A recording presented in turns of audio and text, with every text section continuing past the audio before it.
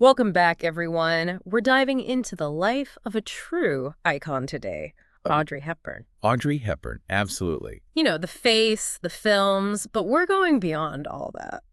I think we're going to find some surprises along the way. Yeah, I think so too. We're working with excerpts from her Wikipedia entry, and we're going to uncover some things about, we're going to be talking about wartime resilience. We'll talk about her multilingual talents Oh, yeah. and a level of humanitarian dedication. I mean, this goes way beyond like just a celebrity endorsement. It really does.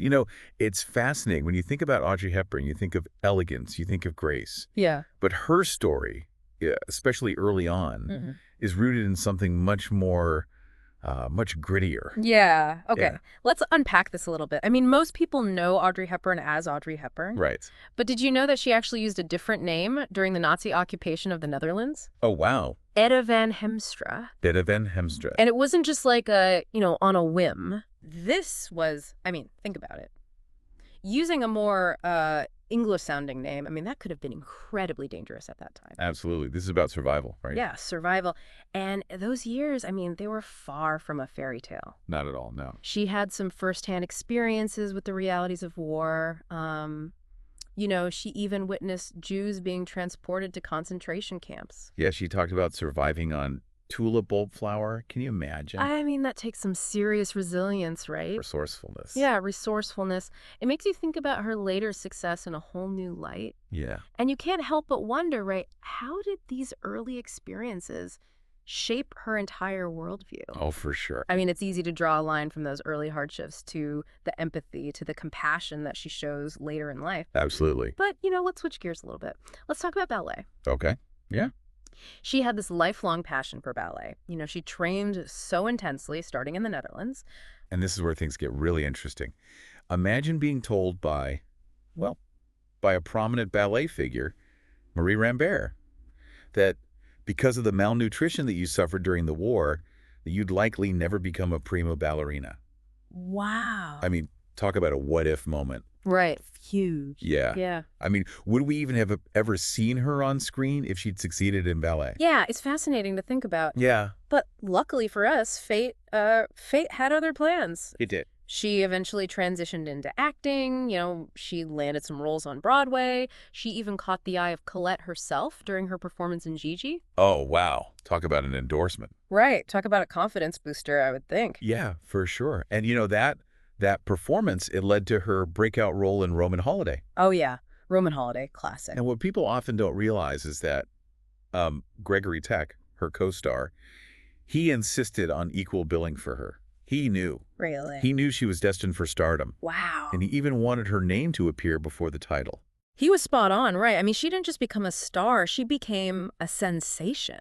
Absolutely. I mean, Roman Holiday, she won an Oscar for that, Golden Globe, and a BAFTA. Yeah. And she was the first actress to achieve that trifecta. For a single performance. Amazing. That's amazing. It really, it speaks volumes about her talent. It does. Charm, innocence, comedic timing. She really had it all. But her talents went way beyond acting. I mean, think about this. Yeah, I'm ready. Audrey was fluent in English, Dutch, and French. Okay. Oh, and she was also proficient in German, Italian, and Spanish. So that's 6 languages. That's right. Wow. You have to wonder if that early multilingualism helped her later on, especially with her humanitarian work. Oh, absolutely. It speaks to her adaptability. It definitely gave her a global perspective. And, more than anything, I think it's just a testament to her curiosity, her willingness to connect with the world. Yeah. But we should also acknowledge that her personal life, it wasn't always easy.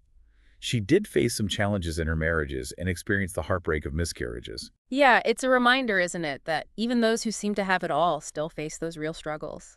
But she did find lasting happiness with her partner, Robert Wolders. She did, and it was during those later years that her humanitarian work really took center stage. Her dedication to UNICEF, I mean, it went far beyond a typical celebrity endorsement. Yeah. This was a lifelong commitment. In fact, she started contributing to UNICEF way back in the 1950s. Really? Yeah, she was narrating radio programs about children who had been impacted by war. Wow, I didn't realize it went back that far. So this wasn't just something she picked up later in life. No. It seems like she was always drawn to helping others, especially children. Exactly. Hmm. And that early work, It paved the way for her later role as Goodwill Ambassador for UNICEF starting in the late 1980s. Okay. And these weren't just photo ops. Right. She went on missions to some of the most impoverished regions in the world. We're talking Ethiopia, Turkey, Sudan, Bangladesh, Vietnam, Somalia. She wasn't afraid to see firsthand the situations that she was working to alleviate. Yeah. And she was really vocal about what she saw. I'm thinking about what she said after her visit to Somalia. I walked into a nightmare, she said. So much worse than I could possibly have imagined. It's a powerful statement. It is. And it just, I don't know, it seems like a natural progression Yeah. from receiving international aid as a child to wanting to give back in such a profound way. Yeah, it's a powerful connection, right? And it goes beyond just giving back. She used her platform to shine a light on these often forgotten parts of the world. It makes you wonder, what was it about Audrey that allowed her to maintain her grace and compassion, even when faced with, like, those really difficult realities? Yeah, it's incredible to think about, someone who achieves that level of fame and still be so grounded and dedicated to making a difference. I mean, it makes you kind of stop and reflect on what's truly important. It really does. And she used that fame not to elevate herself, but to lift others up. Think about what she said. I have a broken heart. I can't stand the idea that 2 million people are in imminent danger of starving to death, many of them children. It's a powerful statement. It really underscores her deep commitment to this cause. And she never lost sight of the bigger picture, even when, accepting awards for her acting. She would always kind of bring the conversation back to the things that mattered most to her, children. Peace, creating positive change in the world. Yeah, it was like she understood the responsibility that came with that platform. She didn't just want to entertain. She wanted to inspire. She wanted to educate and motivate people to take action. And she wasn't afraid to be honest about the challenges that she saw. I'm thinking about her trip to Sudan.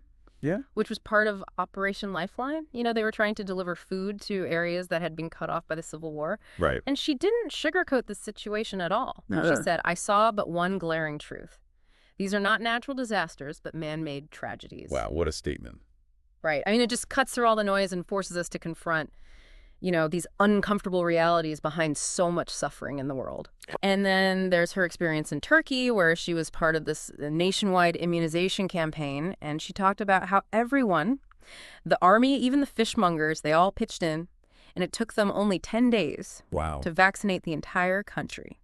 It's a fantastic example of what can be achieved when we all work together. Sometimes we forget about the impact that even small contributions can have. We all have a role to play in making the world a better place. Yeah, and even in Somalia, which she described as an apocalyptic situation, she held on to hope. I'm curious, what do you think it was about Audrey that allowed her to remain so optimistic even when faced with such extreme hardship? It's a fascinating question, right? I think it speaks to her incredible resilience. Despite witnessing, the worst of humanity, she still clung to this belief that things could get better. She once said, as we move into the 21st century, there is much to reflect upon. People still struggle to survive, and among these people, we see the children, always the children. It's a poignant reminder, isn't it, that even in the darkest of times, there's always this flicker of hope, especially when it comes to the well-being of children. And Audrey dedicated her life to nurturing that flame. It's no wonder that she received so much recognition for her humanitarian work. Oh, yeah. President George H.W. Bush awarded her the Presidential Medal of Freedom. She also received the Jean Hersholt Humanitarian Award from the Academy of Motion Picture Arts and Sciences. Wow. Although that was posthumously, and UNICEF even created a statue called the Spirit of Audrey, which stands at their headquarters in New York. These are incredibly prestigious honors, beyond awards and recognition, though her legacy continues to touch countless lives and inspire millions around the world. Absolutely. And it's important to remember, she didn't lead a charmed life by any means. She faced her fair share of personal challenges, including 2 divorces. Yeah, her first marriage was to actor Mel Ferrer, and they had a son, Sean. Her second marriage was to Italian psychiatrist Andrea Dotti, and they had a son named Luca. Right. And, despite being in the spotlight, it's clear that she always prioritized family. She often spoke about wanting more children and even considered stepping back from acting to focus on motherhood. Yeah, it's a struggle many in Hollywood face, right? Finding that balance between career and family life. You're right. And while her marriages unfortunately ended in divorce, she did speak very fondly of her time with Robert Wolders, her partner, for the last 9 years of her life. In fact, she even described those years as the happiest of her life. It's heartwarming to know that she found true happiness and companionship later in life. But, beyond her romantic relationships, she also had this profound connection with her longtime friend and designer, Hubert de Givenchy. Givenchy. That brings us to another fascinating aspect of Audrey Hepburn, her status as a style icon. Oh, yeah, her minimalist elegance, that gaming look. I mean, it set trends that still influence fashion today. It's interesting, isn't it? She embodied a different kind of feminine ideal compared to many of her contemporaries. Right. She wasn't afraid to embrace, a less overtly glamorous aesthetic. Right, and that little black dress from breakfast at Tiffany's instantly recognizable. A true classic, and let's not forget the oversized sunglasses, ballet flats, those simple silhouettes. Yeah. I mean, she made sophisticated style look effortless. And I love that she once said, "My look is attainable. Women can look like Audrey Hepburn by flipping out their hair, buying the large glasses and the little sleeveless dresses." It's a style that is both chic and approachable. Do you think her understated style was a deliberate choice? Maybe a reaction against the typical Hollywood glamour of the time? That's a great question, and it does seem to reflect her down-to-earth nature. Even though she was a fashion icon, she reportedly preferred to dress casually and comfortably in her personal life. It's a good reminder. I think that true style is about feeling confident in your own skin, regardless of trends. It's about expressing your individuality. And Audrey definitely had that in spades. Speaking of individuality, we can't forget the impact she had on film. I mean, the American Film Institute ranked her as the third greatest female screen legend from the golden age of Hollywood. And she was also one of the few entertainers to achieve EGOT status, winning an Emmy, Grammy, Oscar, and Tony Award. Not bad for someone who was told she couldn't be a ballerina, right? It really speaks to her incredible talent and her enduring appeal from romantic comedies to musicals to suspense thrillers. She captivated audiences with her charm, her wit, and her undeniable screen presence.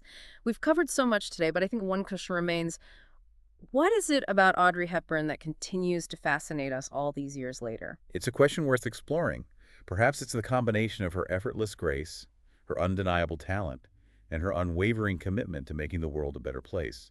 She was a true original, a shining example of what it means to live a life of purpose and compassion. I think part of it is her relatability.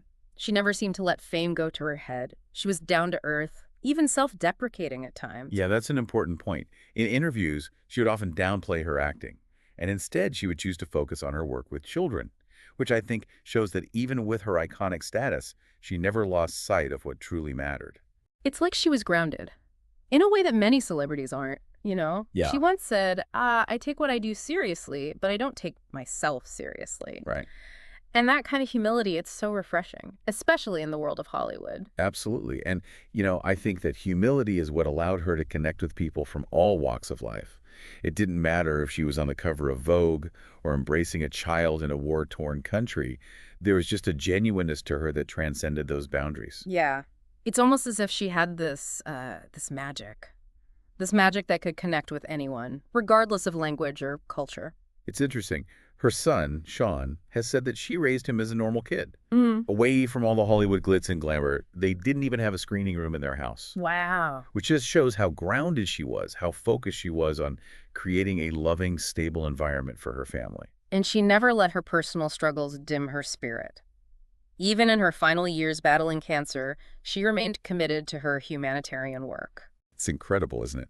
Even while undergoing treatment for a rare form of abdominal cancer, she made sure that other patients in the hospital received flowers. I mean, can you imagine thinking of others while you're going through something so difficult? Right. It really speaks volumes about her character. It does.